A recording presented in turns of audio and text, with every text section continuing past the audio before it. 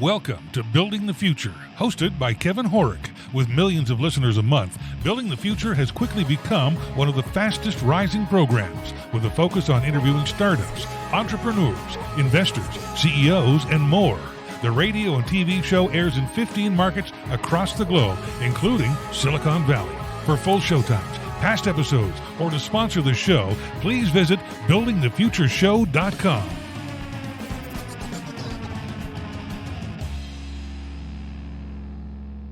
Welcome back to the show. Today we have Vito Pellicano. He's the explorer of Wake the World at Tuthill Corporation. Vito, welcome to the show. How you doing? Yeah, I'm very well. Yourself? I'm good. I'm excited to have you on the show. I actually had Chad, one of your other team members, on the show to talk about the search for Aliveness, and him and I had a good chat, and I thought, you know, what you guys are doing with the whole documentary and whatnot is actually really quite fascinating, considering you guys are a pretty large corporation and you're spending a ton of time, effort, money, and resources on something that may or may not be core to a lot of big business in America. But maybe before we get into all that stuff, let's get to know you a little bit better and start off with where you grew up. Yeah, I grew up in I grew up in Westchester, Illinois, which is very cool. a suburb outside of Chicago. Sure. Yeah, and later on we moved to Downers Grove. I went to Downers Grove North and went to college out in the University of Montana. Okay. What did you take in university and why?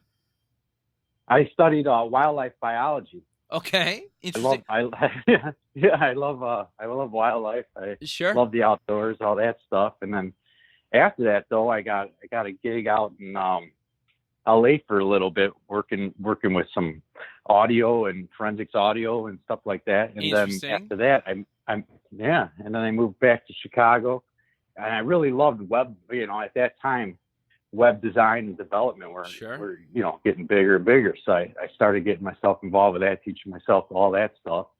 And I landed a job at Tuthill. I started out at Tuthill, gosh, it's 12 years now already. Wow. Congrats, man. That's a web huge. developer programmer. Yeah. Okay. So walk me through your career at Tuthill up until what you're doing currently. Okay, so as I said, I started out as a web developer programmer, working for Chad. I always worked for Chad. Oh, interesting. Okay. Very cool. He's been my boss from the beginning. He's a great guy. Sure. He's a great guy. Sure. So I started out working there as the programmer, and then from there we moved into branding, Chad and I. Okay. And during that time, so I think I'm getting the date right, around 2004. Okay. Before I started, Tuthill created this thing called Conscious Company. Okay.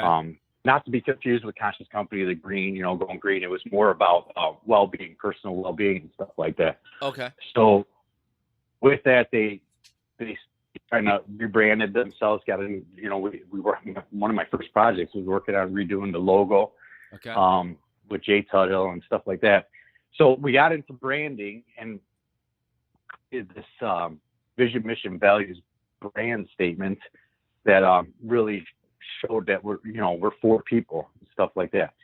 And during that time, as it grew, we worked with this company called Bright House to help find our purpose. Chad met them. It was a great initiative from Chad and the leadership team to get this started. Okay. And we developed what's called our purpose now, which is to wake the world. And that was, I want to say, I can't think of the date. I can't think of the date offhand. But it sounds like you guys were very early on in what you guys were doing with that, though. Oh God, yeah. I mean, nowadays, you hear all about purpose and all that stuff, and we've been up to that for quite a while. You guys were. It sounds like, and you can correct me if I'm wrong, about a decade early. Oh yeah.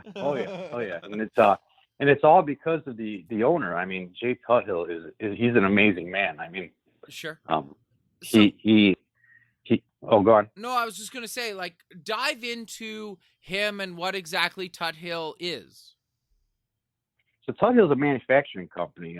They make like pumps, meters, blow.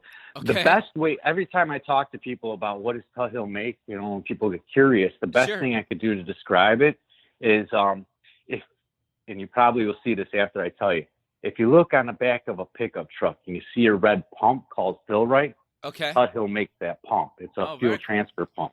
Very cool. But that's like the only pump that's really outside to the world that people see. Most of our pumps live inside of other systems and blowers and all that stuff. Okay. It's really cool. Really cool stuff.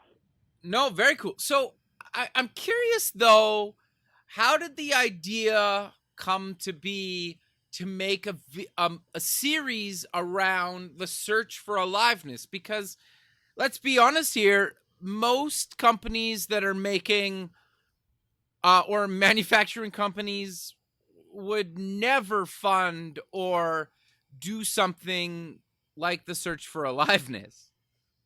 Yeah, I mean that's it's an amazing story upon itself. So let me go back to Jay for a minute. Sure. He back when he took over the reins of Tuthill from his father. Okay. I want to say around 92.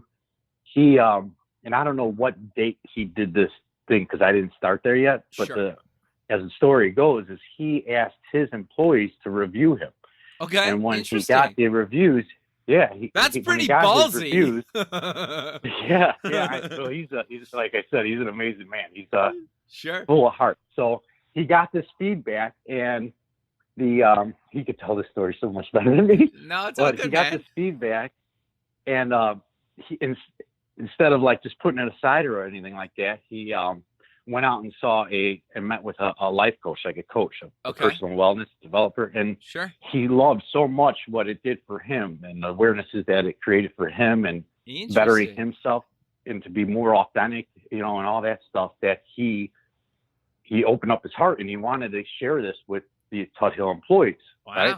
That's huge. So, it's huge. So he created this department, the whole Tuthill, Tom Carmazzi is the CEO. They all work together and created this department called Awaken You, which is called now.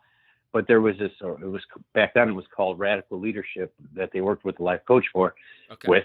And they did these retreats and all this stuff to help build all the way from top bottom, right? It's not just the leaders at Tuthill. It's because in Jay's eye, everybody's a leader. It doesn't matter the hierarchy, right? Everybody's got something and some potential to share. So I'm telling you, this guy is amazing. And so he started having these retreats at coming out of his pocket, just building up employees and stuff like that. And later down the line, which now I said, we created the Wake the World department that Chad and I are in with two new ladies. We're spreading our word outside the four walls. We want to explore more. Hence my title, right? Sure. Explore more of the outside, not just within our four walls. So as we created this new department, they asked for some projects that how could we do that? How could we get outside our four walls? And I love film. I did one documentary in the past. And I really wanted to do that. And when you watch commercials nowadays, I know I'm kind of going on a rant, but when you watch commercials nowadays, you see a lot of this purpose stuff, and it's all like, be your best self. Yeah. By this company. You know what I mean? And it always felt it was a good message, but it always felt not very authentic, right? I know that they're coming from a good place, but it just didn't feel that way. So I wanted to create a documentary that would get that upfront thing. That's what episode 1 is who we are and why we're doing it and all that stuff. But really dive into the people in the world, outside in the world. We're not trying to do this to sell pumps. We're actually trying to do this to better people's lives, and to mix our product with this felt icky. It just didn't feel right because it has nothing to do with our products. It has to do with each one of our hearts. And like I said, when you say that this is something that most manufacturing companies do, no one does. Yeah, it's almost unheard. Well, no company does, to be fair. Right. Yeah. And I mean, it's all, with the willingness of the Tuthill as a company and Tuthill as the person to allow us to get out there and do this, and invest in and believe in me and in the team to go and do this. So it's fantastic. Sure. No, that's awesome, man. So walk me through. I just watched episode 1 actually right before we recorded, but for people that haven't heard of the Search for Aliveness, what exactly is the documentary about? And walk us through the stuff that people will experience while watching the different episodes of the documentary. Okay, so high level, Sure. there's this universal truth, right? That Okay. Everybody, doesn't matter who you are, race, whatever, religion, we're all on this journey to live a most fulfilled life, right? Sure. And with aliveness, we're calling it aliveness because the whole spectrum of things that fill in this void or whatever you want to call it. Okay. That people might feel. Sure. So the documentary is going out exploring different perspectives of different type of people all over. We went to Africa, we went to Mexico, we're beating around the States. We're talking to thought leaders in the space of aliveness, like motivational experts. Sure. We just got done interviewing Tim Kelly, who wrote the book on True Purpose. Very cool. So we're trying to get all these different perspectives of, people in the space and just regular people, just like me, you and I, Sure. So it's to gather all this stuff. And our goal is, as we talk with these people, is to kind of present these ingredients. We're calling it the recipe for aliveness, right? Okay. And then we're going to have all these ingredients inside there, which are different things that people could try to live a more fulfilled life. Even, just key golden nuggets out of all these interviews that we could say, hey, try this or do this. So just to kind of boost everybody up, get everybody motivated to live that true, authentic life. No, very cool. So I'm curious though, because when I talk to Chad, and correct me if I'm wrong here, you guys are talking to people obviously from different parts of the world, but you're also talking to people from different economic backgrounds and status. So you're talking to people that probably a lot of people would consider less fortunate, and then people that are very fortunate, and everywhere in between. But is there common threads between the conversations that you guys have had with these guests? Because at the core level, we're all the same, right? And at least that's what I believe. And the only really distinguishing factor in a lot of cases is that weird number inside of bank account, right? Some is higher than others, obviously. Some has a weird, negative number in front of some people's bank account numbers because they're in debt, and others have astronomical amounts of money. But it seems to me, and you can correct me if I'm wrong again, that money and happiness don't really, and aliveness in your case, I guess, really tie together. But I'm curious to know if freedom and kind of money and all that stuff, what have you learned from actually doing this from the different people you've talked to? That's a long question. Oh my gosh. But yeah, I mean, that's a great question. And to answer that, I'd love to answer it with a story of an interview we just got back from in Africa. All right. So hopefully this will shed some light on it. Okay. So as we were in Africa, we interviewed different people, some on Ubuntu and some on a teacher at a Hope School. It's a ministry, right? But we came across a story that I had to grab. I just had it just was calling me, and the guy that was out there helping us find these interview candidates, because we told him we were looking for somebody maybe that has disabilities or something like that, right? Okay, sure. And we came across a dual interview with, and the story is amazing, but I don't want to ruin it on this interview, so I'm going to kind of just sum it up. Yeah, sure. He found a girl. She's 15 now. She's blind. When she was born, she was thrown into a latrine by her mother. What is that? Sorry. And I know people that don't know what that a latrine is like where you go potty, Okay. where you do your business. Sure. So when she was born, her mom threw her in a latrine and left her to die. Wow. As she was laying in that latrine, I know this is going to get a little graphic to the listeners, but it will shed some light on it. Sure. Maggots ate her eyes, and Wow. she became blind. She Crazy. was left for dead.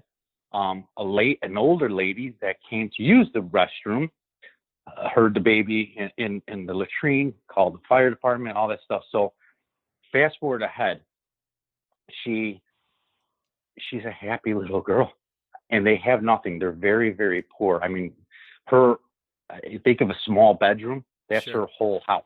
Wow. Right? And no kitchen, no anything like that. And you guys, the listeners will see a little bit of that on the video. Sure. But when you speak with her, it's about things that show up are like connections. She has a friend that has cerebral palsy. That's her best friend, and Wow.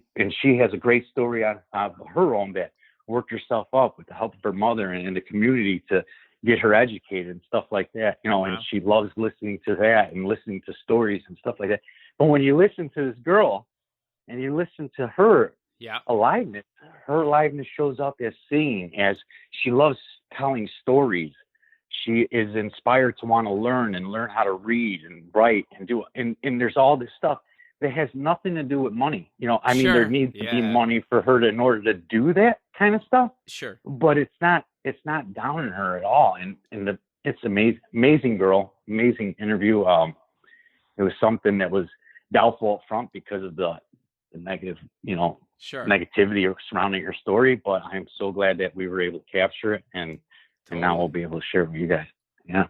No. Does that answer your question? No, I think that's, I know it's crazy because, it sounds terrible to say, but obviously everybody in life goes through highs and low points. And you think about, I think about like my lowest point where I'm like, you think you're at rock bottom, and then you hear stories where people overcame something that almost makes your story sound kind of irrelevant, right? And exactly. Right? And you're just like, wow, like was what I was going through at the time really that bad, right? When you compare it to stories like that, right? So, but I'm curious to dive a little bit deeper into some of that stuff, because for me, what I love about doing the show is working on my own fear of public speaking, talking to people like yourself and others that just decided to go for it one day. So what have you learned, or what is doing the documentary made you reevaluate in your own personal life? Oh, wow. That's a great question. So I have similar, right? Confidence issues. I'm nervous right now. Even talking to you, all those kind of things, but really stretching yourself and taking those risks and getting out there. And I have this perfectionism, right? I mean, as I was editing episode 1 and throughout this whole production, like I told you, I made one film prior. It was a documentary, short, like 30 minutes prior to this. So my experience level in this is not high, right?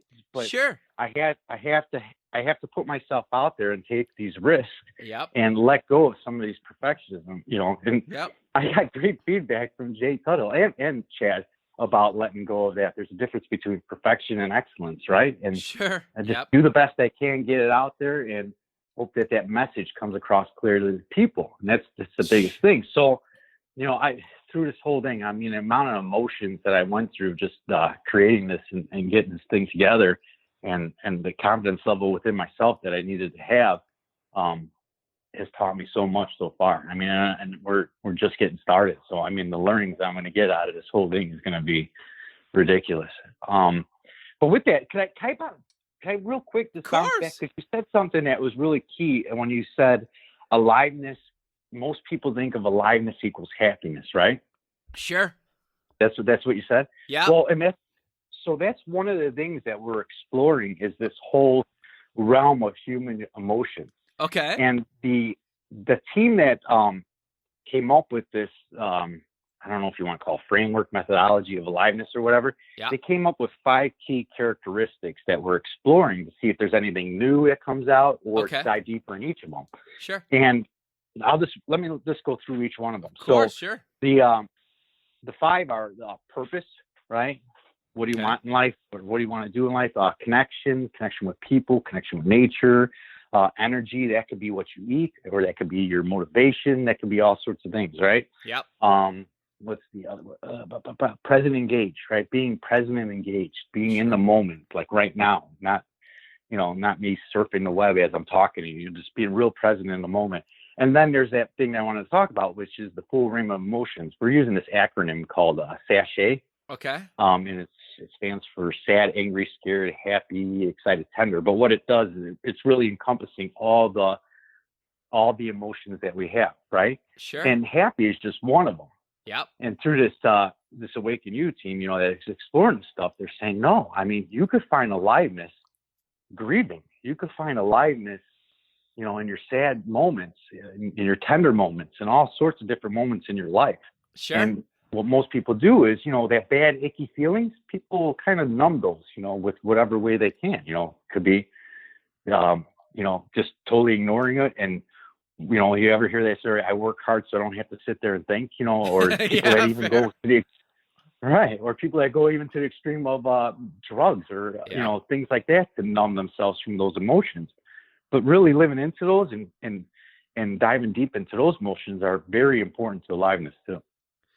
No, I think that's great, man. But I'm curious because we've talked about this a handful of times throughout the show so far. Is like you and I clearly are doing these things to push ourselves out of our own personal comfort zones.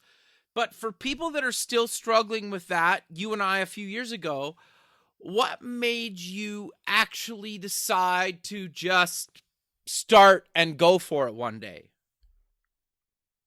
Courage. That's the one word that stands out for me. Okay. To finally get that courage to take that. But how did you get that courage? How did you get that? What was the straw that broke the camel's back to just do it? That is help with friends and family. I mean, there's all sorts of different things that we're going to explore throughout this documentary, how to build that courage, right? Sure. The connections you make in life, the people that you surround yourself with. You got to surround yourself with people that are going to help motivate you, not bring you down. All those kind of things to build that courage within you to take that first step. And to know that you're going to make mistakes along the way. Sure. You're going to learn from them, but you got to just, it's all these things that we always hear, knock the dust off, get back in the game. It's just all these things that we hear, but we got to really live into it. And for me, it was that courage, that step was taking that risk and being like, it's okay. If this documentary doesn't work out, if it only gets seen by 2 people, sure. But if it affected 2 people's lives in a good, positive way, I still won. Yeah. So, I mean, totally. I don't have to, totally, I don't have to worry about all that stuff, and I have the support, and that was the other thing, that support, right? Of the people. I have the support of this company to go after this. Right. If I didn't have that support and I was worried that my job was on the line because if I didn't do a good job or didn't get the numbers or get this, all those kind of things that get these worries and doubts in. Yeah. I'm fortunate enough to not have those worries. So, interesting. Courage, man. I mean, however you can find it, and hopefully through this documentary and things that I say will inspire people to just take that risk and get up there and just do it. No, I 100% agree. And the crazy thing to me, before I actually took the leap to start working on improving myself and getting over my own fears around whatever it is, was I remember reading something, and it sounds really, really stupid to say it, is anybody that's ever done what they ever want to do in life decided to just go for it one day. Whatever that means. Exactly. And it sounds really stupid, but name the most famous person or the person you most idolize on the planet, for better or worse, just decided to go for it one day. And they don't care about the haters. And if anything, and all I can say is the haters should almost motivate you to prove them wrong, whatever that means. And you can't let, because there's people that will tell you, that's stupid, or you'll never make money at that, or you can't be successful at that. But it's like your idea of success will be different than my idea of success. And success doesn't always necessarily mean financial. It might not. It might mean you want 1,000 people to see The Search for Aliveness. That could be success for you. You might want 10 people to see The Search for Aliveness, right? Or in your case, it might be like you mentioned a few minutes ago. If one person sees it and it changes their life, that's success in your eyes, right? That has nothing to do with, I needed to make $1 million, right? Like, it has nothing to do with that potentially, for whatever that means. So when people are chasing their dreams or passions, and you can tell me your thoughts on this, is they just need to figure out what their success is to them. Is that fair to say? Have you found that while doing the documentary? Oh, yeah, I would totally agree with it. Like you said about even one person. I told this to Chad. Okay. As we were talking, I'm like, because we were having conversations about this whole thing, because it's so huge and so out of our realm that we get nervous with this sometimes. But I told him once, I said, if the documentary never gets seen, sure, but the connections that we made along the way, creating this documentary, me talking to you, all these kind of things that happen, to me, that is a success. Sure. Right? Just getting out there and talking and just sparking little aliveness bubbles everywhere, as they would call them, Yeah. Just sparking all this stuff. To me, that's a success. I mean, sure. So, and the other thing is if you, like you were saying about passion, right? If your passion is justified and it's good, you're never going to lose. Yeah. You never have to worry, because if it's from your heart and it's for the well-being of an individual or the community or the world, how are you going to lose? And haters, I don't even think about haters at all. I never even worry about people that won't like the show or don't like what it's about, because I don't even worry with that, because it's not for them, Yeah. But if imagine if a hater did watch it and it sparked a little bubble inside of them. Hey, yeah. Well, and maybe it gets them to reconsider their stance on it, right? Right. You never know. Or think about anything differently, really. Really, yeah. I mean, it's so good, and it's such a good vibe project. Sure. That I can't even look at a negativity of it anymore. I had my worries up front and things like that, but now getting past it, how could I worry about that? No, I think that's really good advice, man. But I want to dive a little bit deeper into the types of content that you guys are going to cover in the episodes. Do you know how many episodes there potentially will be? Is this going to be ongoing? And what types of topics do you guys talk about in the different episodes? Yeah, so like we're going to do episodes. We're going to try to pump them out each month. Okay. Starting with the end of this month, March 31st will be the second episode will be released. February was hard to get one out because I was traveling. I was in Africa and running around. So I'm also editing this. So a lot of time was involved in this. So, but we're going to try to get one out each month for the remainder of this year and see how it goes from there. Maybe even, if things go well, I could maybe even get a couple out. I don't know. It's as best and hard as I can to get them out. I would like to do. Sure. For the topics, like you were saying, so we're highlighting each one of the interviewees. So episode 2 will just be about one person. Episode 2 is going to be Jim Peterick. He's the guy that co-wrote Eye of the Tiger. That song, Eye of the Tiger? Yep. Yeah. So that's going to be him and all the little golden nuggets and ingredients that come out of his talk with Chad. So that's going to be episode 2. Episode 3, I don't want to say that just yet, just in case something changes, but it'll be highlighting each one. And as we go through these interviews, none of them are duds, right? But some might be shorter or longer than others, depending on the content that we're able to pull from each one, right? Fair enough. Some might be a merger of a few interviews to just get some length or some context around it. Yep. we're really working flexible in this.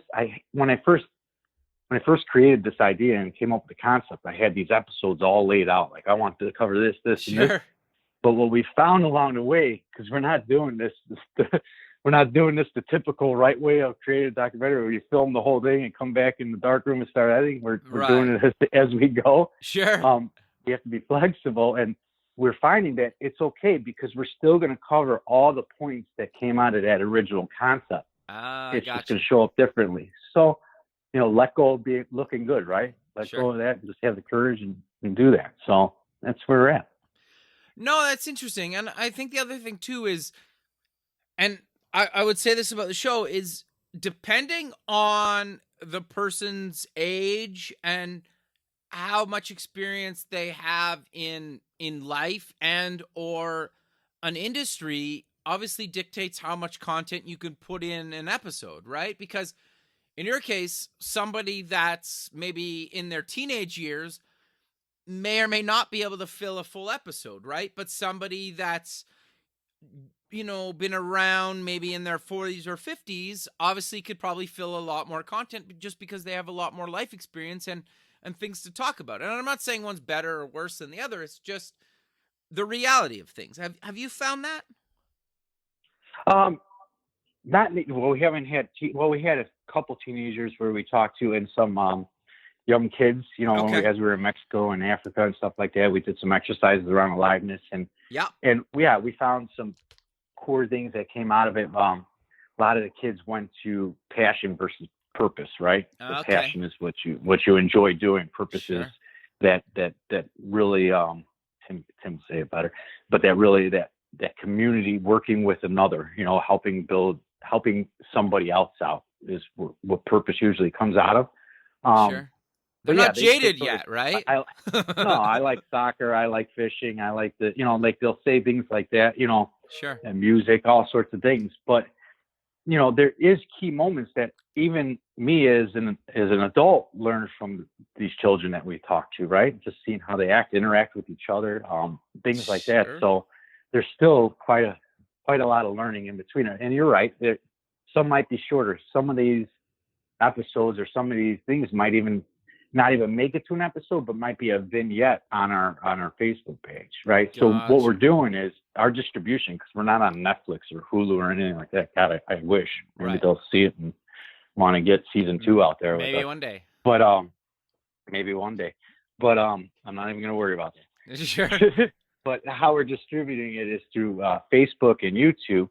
And if people follow that, they'll be able to see all these little clips and videos and things along the way, our whole journey throughout this whole production.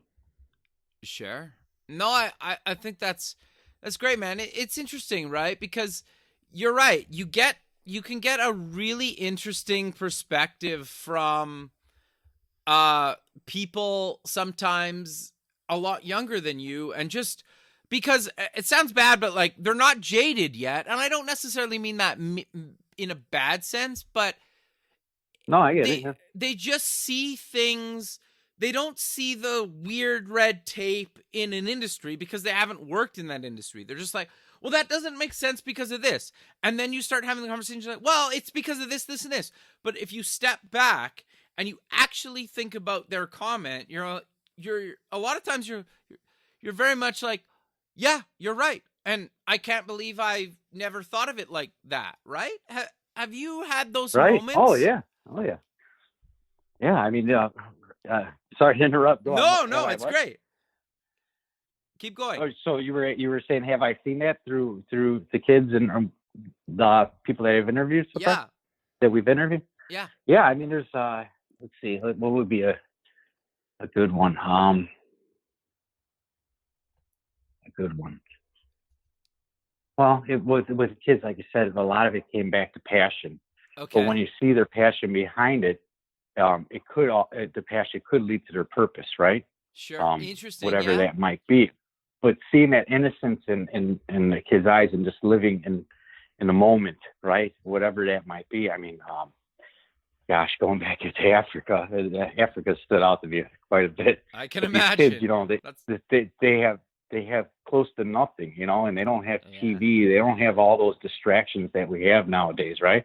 Yep. And, during their lunchtime at the school that we went to, they get a portion of lunch, Okay. but not only do they get this portion, they have to share it with another student that Oh, they wow. might either not know, or they might, off the same plate with their hands.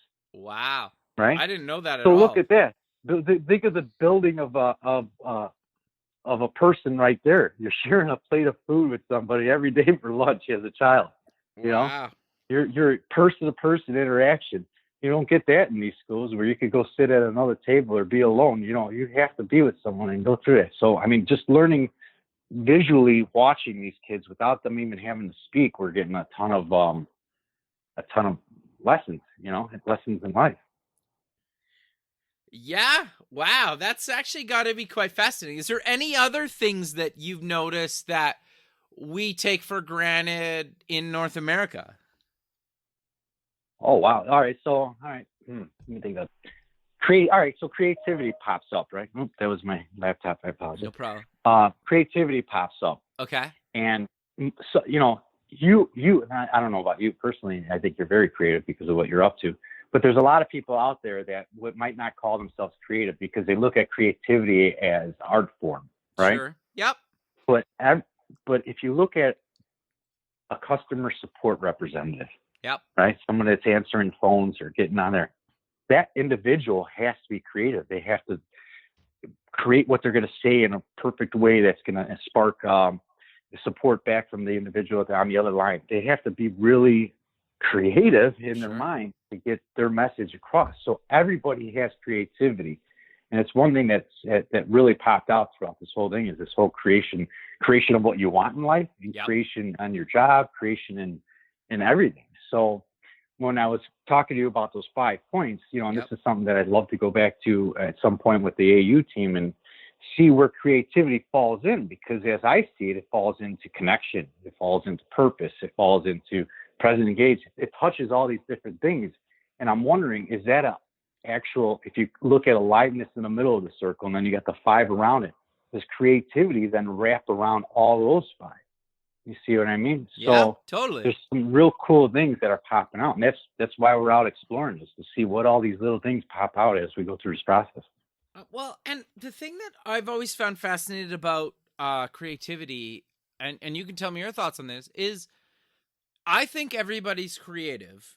And it doesn't necessarily mean you need to be even good at something you enjoy.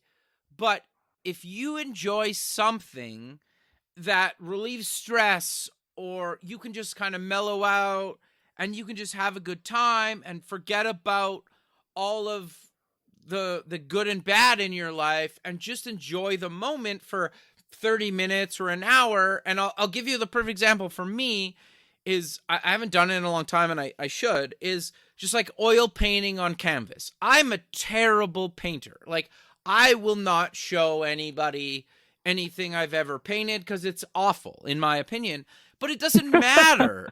Because, like, I enjoyed the 45 minutes that I got to just listen to music, paint whatever I wanted to paint, and let the canvas dry and tuck it in the corner of the basement. And my God, it's so funny that you're bringing this up, too. I got a goosebump moment. No, keep going, man. I don't own a TV, right? Okay, so any digital stuff I stream now, right? I get it on my tablet or computer through YouTube, whatever. I've been getting into Bob Ross videos lately. Sure, awesome. No, that's awesome, man. Right? I love Bob Ross, and as you're saying that, I'm thinking in my head about those happy mistakes and those key things that he says throughout his episodes. Man, I wish I could talk to him.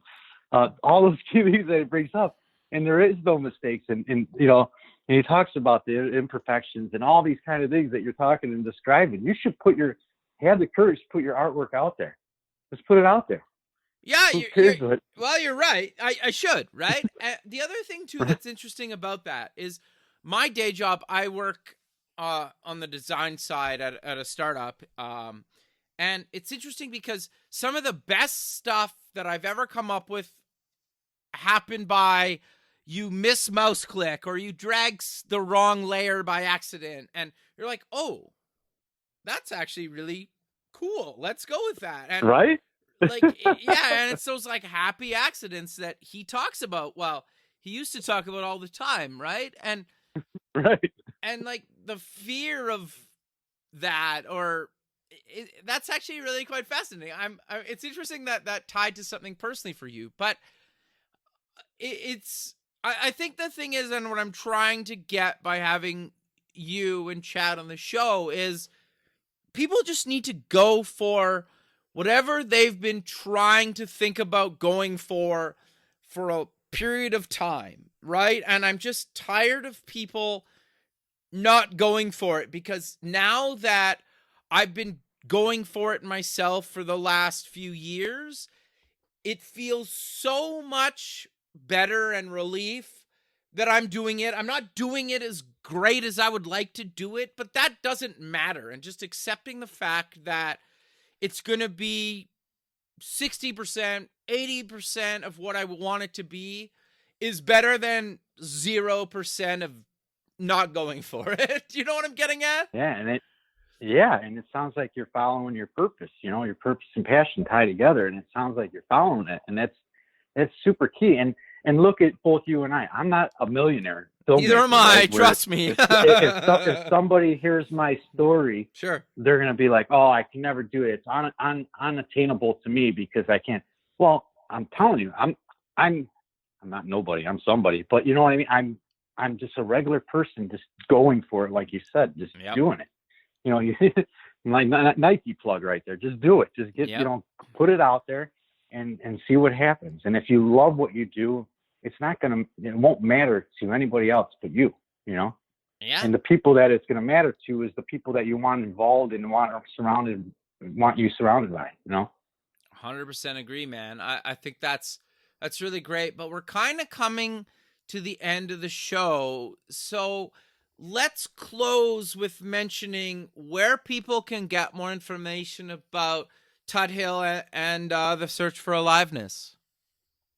Okay, so we have our own dedicated webpage, which is the searchforaliveness.com, that they could go and watch the episodes and just see things. We got a cool little thing out there where you could create your own recipe, your own ingredient, right? So very cool. You could click on recipe, you could type in I feel alive when I blah, blah, blah, right? And you can share it on Facebook, all that stuff. It's a fun little well, thing. You guys are posting those on your website, right? It looks like. Right. We post them on the website, and from time to time we'll post them on our social media sites. Sure. Instagram is our following on Instagram is short right now. We gotta work on that. Sure. But Facebook is doing really well, and that's where we're putting a majority of our content, including the episodes, will be released on there. So if you just go to Facebook and search for Aliveness, sure, you'll see our little pop-up right there. And then YouTube as well as the channel, the Search for Aliveness. So that's the three places that you can go and find our content. Very cool, man. Well, I really appreciate you taking the time in your day to be on the show, and I look forward to keeping in touch with you, and have a good rest of your day, man. You too. It was great talking to you. Thank you. Thanks very much. Okay, bye. Take care. Bye. Thanks for listening. Please visit our website at buildingthefutureshow.com to join the free community, sign up for our newsletter, or to sponsor the show. The music is done by Electric Mantra. You can check him out at electricmantra.com and keep building the future.